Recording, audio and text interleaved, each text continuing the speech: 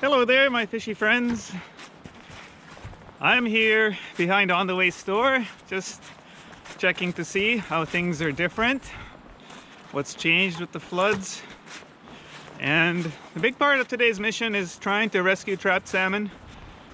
This is already the second spot I've tried. The first one was between, where was I? Between Webster and Lickman.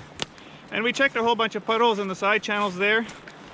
The only fish we found that could have used rescuing was already dead. But the news is not all dire. I'm going to show you some footage from that, and I'm going to show you some footage from Peach Creek where there are still coho and chum salmon spawning. Oh, and here we are behind On the Way at the river. Wow, things sure are different here. So, used to be that this part right here was not where the main part of the river was. So yeah, wow. So the river here has shifted course quite a bit. It used to be that the whole channel was by the very far bank there. It was a nice little steelhead run there. Well, it's different this year. The river's on this side. You can see just a couple of days ago the river was going through this area. Wow. Well, that's what I love about the river. It's a dynamic system. It's always changing. It's always renewing itself. We humans are just short term.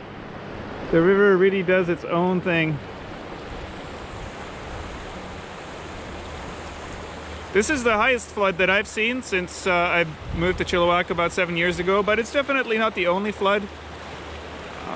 There have been many high water events. They're almost annual, so the great thing about salmon is that they're well adapted to deal with this sort of thing. Many of them spawn in the side channels, and that's why the side channels are really, really important.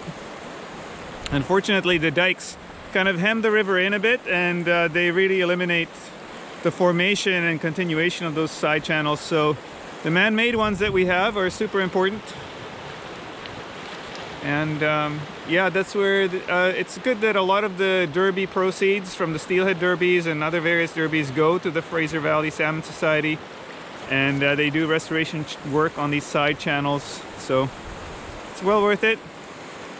Wow, we'll see. The river's still at about 2.4, so it's still quite high.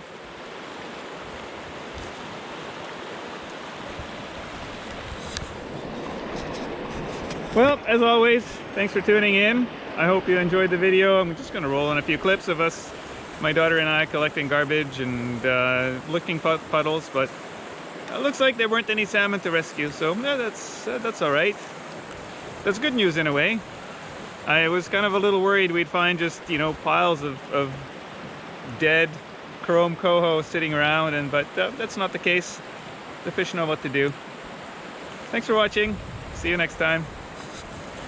So this is a pretty good example of one of these spots where salmon can get trapped after a flood. So I'm just exploring all these little side channels that will be high and dry in another week or two, and looking for fish, big or small. If I can rescue even a few fry. Like the trouble with fry is they're really good at hiding. So I just saw a few and they all went underneath all that stuff right there. So I don't think I'll be able to help them out. This puddle's just too big to be trying to rescue fry, but there was about 10 little salmon in here and they all darted under that stuff. Won't be able to help them out. Well, we weren't here in time to help out this little one. Chum salmon hadn't spawned yet. Oh well, at least some of the animals around here will get a meal. Have a look at this, guys. This is something kind of neat. They're heron tracks.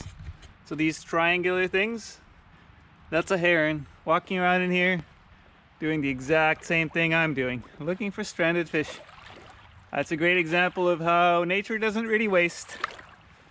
So if fish get trapped and they die, well, something else gets a meal. Cute little crayfish here doing his thing.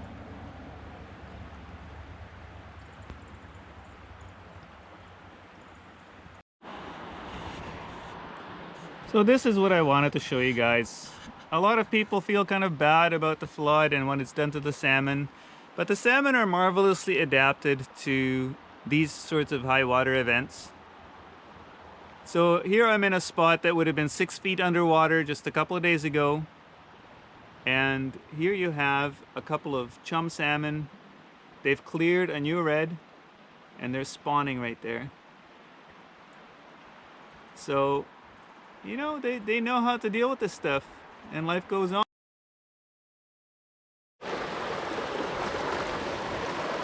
So I'm gonna sneak up here like a cat. Okay, I'm not as stealthy as a cat, but I want to show you guys this.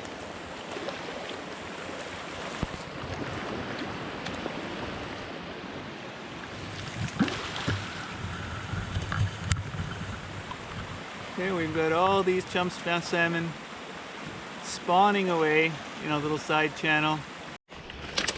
The trouble with this rescue mission is going through a thick bush in waders. I hope I don't have to get the aqua seal out. But here's another promising puddle. Let's check that one out.